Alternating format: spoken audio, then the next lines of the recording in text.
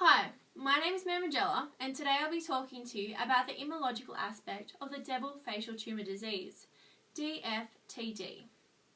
I will talk to you about how the disease is transmitted, current research into the disease, and the possibility of a vaccine. The big question when it comes to the double facial tumour disease is how the disease is able to evade the immune system. The immune system is designed to protect the body against pathogens and prevent disease. However, in the case of the devils, DFTD is able to evade the immune system and leads to the development of the fatal disease. Currently, there have been no cases in which a devil has recovered from the disease. The disease is believed to be transmitted by allograft, a process by which cancerous cells are transplanted from one devil to another during biting. Devils bite each other when mating and fighting. Research is currently aimed at determining how the disease is able to evade the immune system. Previously, it was believed that the lack of genetic diversity, specifically the lack of major histocompatibility complex diversity, was responsible for the lack of detection of the disease by the immune system. The MHC group of genes codes for proteins found on the surface of the cells and help the immune system recognize foreign substances. However, Janine Deacon, a research scientist who has been studying the disease, explains this is not the case. Back in, it was 2007 when they started doing that work, they found that there was low genetic diversity and they jumped to the conclusion that yes, this is the reason it's being spread.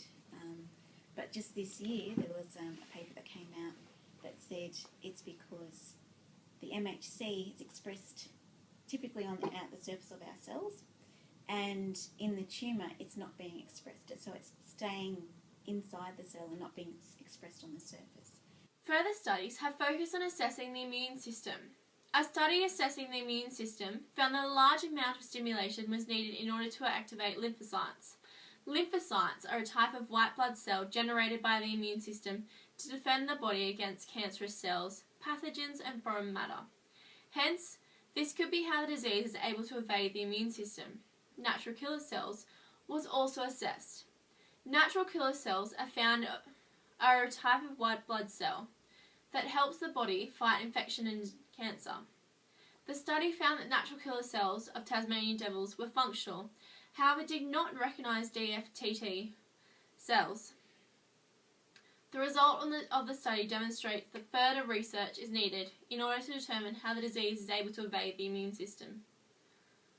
Janine Deacon explains the possibility of a vaccine. There's a possibility of a vaccine because of the work that's just been done this year, as I mentioned, on the MHC.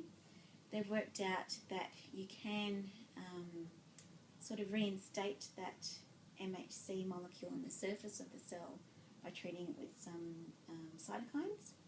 So it might be possible to do something like that to come up with some sort of vaccine or treatment. The double facial tumour disease is a devastating disease, which scientists have yet to find a vaccine or cure for. The disease threatens the entire population of Tasmanian devils with extinction, as scientists have no way of preventing or curing the disease. Current research seeking to determine the mechanism by which the disease is able to evade the immune system in conjunction with conservation methods will prove to be the most promising way in which scientists will be able to fight the disease and save the population. Several studies have assessed the immune response of devils.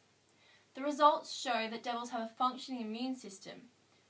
The mechanism by which the disease is able to evade the immune system is unknown.